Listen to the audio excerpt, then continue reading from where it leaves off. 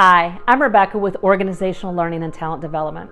In our first video, The STAR Method, Preparing for an Interview, we talked about the importance of giving concise answers to questions that might happen during an interview.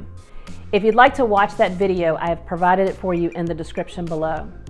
Now in part 2 of this series, we're actually going to be focusing more on exactly what is the STAR Method and how it can help us with our responses that we will have in an interview. Now the biggest part to an interview is the preparation that one does beforehand and thinking about what types of questions are going to be asked of them related to the job. Now using this particular technique is going to particularly help you in responding to those competency-focused behavioral interviewing types of questions, which are going to typically start with phrases like, describe a time when, or can you share an example of a situation where?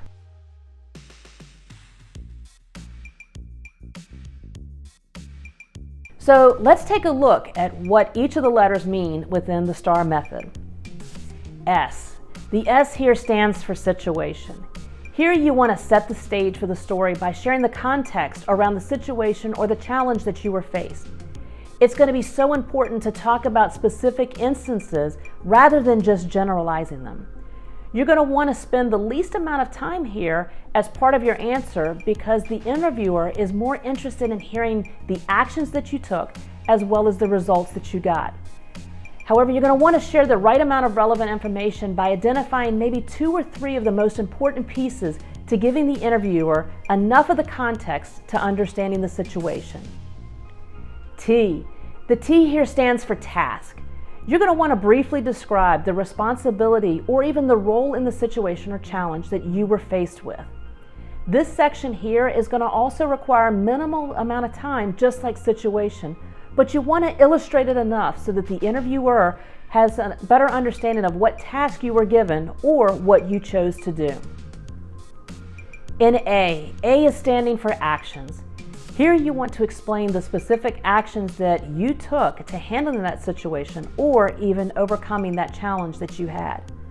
In this part of your answer is going to require the most in-depth responses to showing what behaviors you exhibited in resolving the situation or the task. An important thing to note here is oftentimes workplace challenges are addressed by a team. However, a common pitfall we tend to use in describing situations like this is using the word we. You're going to really want to try to focus on using the word I, which is going to show more of the contributions you directly made in handling that situation. And finally is R. R stands for results. Often this is the biggest part of the story that is left unsaid, and it's the most important part that should be included. You should always close with what were the end results of your efforts or your outcomes.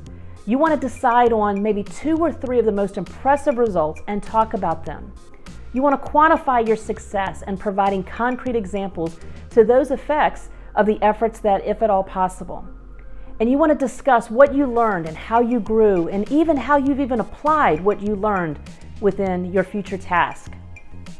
I have included in the description below a blank copy of the STAR method so that you can begin to writing out your own stories and then practicing them before an interview.